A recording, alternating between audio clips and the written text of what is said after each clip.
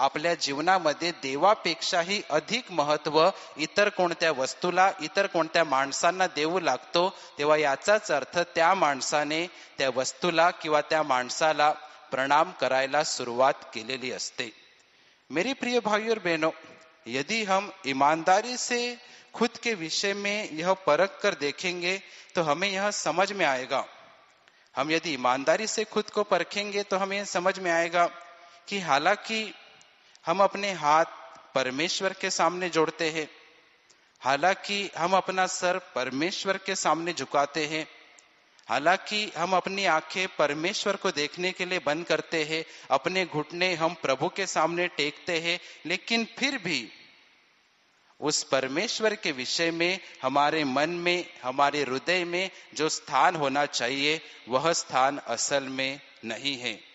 हम परमेश्वर के सामने हाथ जोड़ते होंगे, उसके सामने घुटने टेकते होंगे, लेकिन फिर भी हमारे मन में, हमारे हृदय में परमेश्वर के लिए जो स्थान होना चाहिए था वह स्थान असल में नहीं है. हम अपने शरीर के द्वारा तो दूसरों को दिखा सकते हैं कि हम केवल परमेश्वर को प्रणाम करते हैं, हम केवल परमेश्वर की आराधना करते हैं, लेकिन वह परमेश्वर जो हमारे मनों को और हृदय को परखता है, वो परमेश्वर जानता है कि आज लोगों ने अपने जीवन में परमेश्वर से भी अधिक अहमियत दूसरे बातों को देने की शुरुआत की हुई है. परमेश्वर यह जानता है कि आज लोग अपने जीवन में उस परमेश्वर से भी अधिक अहमियत दूसरी बातों को देने लग गए हैं, दूसरी बातों को प्रणाम करने लग गए हैं, दूसरी बातों का सम्मान करने लग गए हैं. और इसी तरह से हम अपना जीवन न बिताए, ऐसी परमेश्वर की इच्छा है. हम परमेश्वर से भी अधिक प्रेम अपने खुद के प्राणों पर न करें, ऐसी परमेश्वर की इच्छा है. और इसीलिए उसने मत्ती रचित सुसमाचार अध्याय 10 वचन 39 में इस प्रकार बताया है. मत्ती रचित सुसमाचार अध्याय 10 वचन 39 में इस प्रकार बताया है कि जो कोई मुझसे भी अधिक प्रेम खुद पर या फिर खुद के प्राणों पर करता है वह अपने प्राणों को खोएगा. जो कोई भी मुझसे अधिक प्रेम खुद पर करता है, खुद के प्राणों पर करता है, वह अपने प्राणों को खोएगा. लेकिन जो कोई खुद से भी ज्यादा, खुद के प्राणों से भी ज्यादा मुझ पर प्रेम करता है, वह अपने प्राणों को अनंतकालीन जीवन के लिए बचा लेगा. Hallelujah, hallelujah. माझ्या प्रेमीनो, आज आपण अगदी प्रामाणिकपणे स्वतःचं परीक्षण करायचं आहे.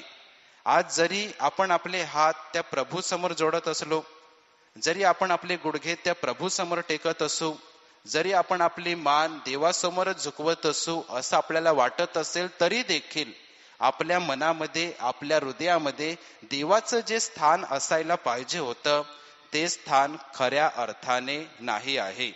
जरी आपण असं म्हणत असू की आम्ही केवळ त्याच्या समोरच हात जोडतो, पण तरी देखील आपल्या हृदयामध्ये त्या देवासाठी जे स्थान असायला पाहिजे ते खऱ्या अर्थाने नाही आहे.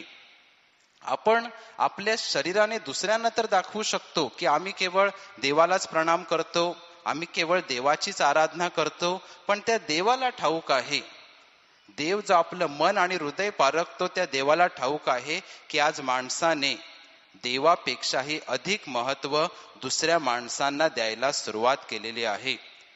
आज माणूस देवापेक्षाही अधिक महत्व दुसऱ्यांना देऊ लागलेला आहे. आज माणूस दूसऱ्या व्यक्तियों, दूसऱ्या माणसांना, परंतु जो लोग अपनी खुद की इच्छा के अनुसार जीवन बिताना चाहते हैं, जो लोगों को केवल परमेश्वर से अपनी खुद की इच्छाएं पूर्ण करके लेनी है, ऐसे लोगों के लिए परमेश्वर का प्रेम, दया उपलब्ध नहीं है, बल्कि ऐसे लोगों के विरोध में परमेश्वर हमेशा खड़ा रहता है. माझ्या प्रिय भगिनींनो, जो माणूस स्वतःच्या इच्छेनुसार नाही तर देवाच्या इच्छेनुसार जगतो, देवाच्या इच्छेनुसार जगायची ज्याची इच्छा आहे, देवाला समर्पित होऊन जीवन जगायची ज्याची इच्छा आहे, देवाला आवडणारं असं जीवन जगायची ज्याची इच्छा आहे, तेच लोक देवाच्या दृष्टीने नीतिमान आहेत. आणि अशा लोकांसाठीच देवाची दया, देवाचं प्रेम विपुलपणे उपलब्ध आहे. परंतु ज्यांना स्वतःच्या इच्छा देवाकडून पूर्ण करून घ्यायच्या आहेत, देवाकडून घ्यायचं आहे, देवाकडून घ्यायचं आहे, देवाने फक्त आमच्या गरजा पूर्ण कराव्यात, आणि स्वतःच्या इच्छेनुसार जगत राहायचं आहे, अशा लोकांसाठी देवाची दया आणि प्रेम उपलब्ध नाही, तर उलट अशा लोकांच्या विरोधात देव नेहमी उभा राहतो. मेरे प्रिय भाई और बहनों, यदि आप चाहते हैं कि परमेश्वर हमेशा आपकी तरफ प्रेम की नजर से देखे, दया की नजर से देखे, यदि आप चाहते कि हमेशा उसकी आंखें, उसके कान आपके विनती की ओर लगे रहे, तो परमेश्वर की नजरे में धर्मी बनने के अलावा दूसरा कोई भी विकल्प आपके पास मौजूद नहीं है.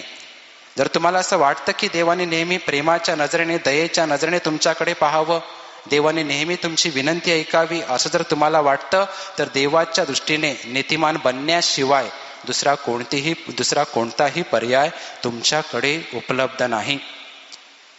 मेरे प्रिय भाई और बहनों, केवल पाप क्षमा के लिए नहीं, बल्कि पूरी तरह से अपने पापों से मन फिराने के लिए उसके पास कृपा मांगिए.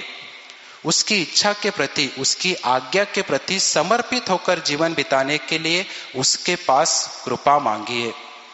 क्योंकि यदि आप उसके नजरिए में धर्मी नहीं बनेंगे, तो एक ना एक दिन आपको उसके क्रोध का सामना करना पड़ेगा. मेरे प्रिय भाई और बहनों, ऐसा आपके साथ न हो, ऐसा यदि आपको लगता होगा, तो आज का वचन सुनते वक्त होश में आइए. माझ्या प्रेमानुनो, केवळ पाप क्षमा मिळवण्यासाठी नाही, तर पापांपासून पूर्णपणे मन वळवण्यासाठी त्याच्याकडे कृपा मागा. त्याच्या इच्छेप्रती, त्याच्या आज्ञांप्रती समर्पित होऊन जीवन जगण्यासाठी त्याच्याकडे कृपा मागा. कारण जर त्याच्या दृष्टीने नीतिमान होऊ शकले नाही, तर एक ना एक दिवस त्याच्या क्रोधाचा सामना तुम्हाला करावा लागेल. असं तुमच्यासोबत होऊ नये असं जर तुम्हाला वाटत असेल, तर आजचं वचन ऐकत असताना भानावर या. Hallelujah, hallelujah, hallelujah, hallelujah.